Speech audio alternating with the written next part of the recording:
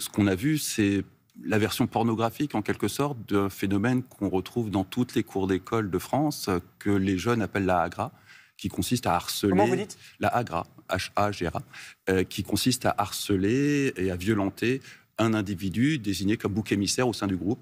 C'est tristement banal. On a là une mise en scène, par des adultes, d'un phénomène qui est le quotidien de très nombreux jeunes en France. Il y a plusieurs choses dans ce que vous dites, on va les reprendre les unes après les autres. D'abord sur l'ARCOM, qui avait été effectivement saisi juste après cette enquête de Mediapart par la Ligue des droits de l'homme, vous l'avez dit. Vous considérez que le travail de ce gendarme numérique et d'Internet n'a pas été fait là, et n'est pas fait sur la question des plateformes de live et de streaming plus largement ?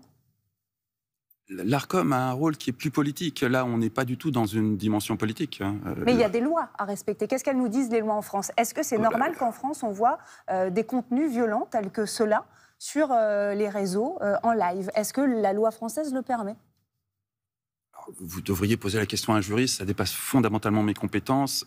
Dans le cas qui nous intéresse ici avec un mort, il y a vraisemblablement de quoi s'alarmer d'un point de vue juridique. En temps normal, c'est des adultes consentants. J'ai peur que la loi ne puisse pas grand-chose. D'ailleurs, il y a eu une garde à vue, il y a eu une enquête de justice. La garde à vue a été levée et tout le monde au sein du groupe a témoigné qu'ils étaient pleinement consentants. C'est difficile de sanctionner quelqu'un qui est consentant pour se prendre des coups.